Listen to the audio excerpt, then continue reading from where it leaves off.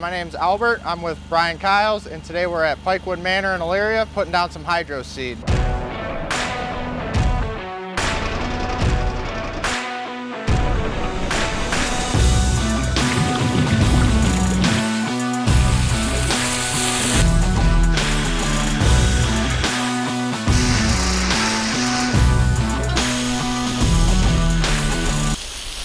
So right now they're spraying behind the houses.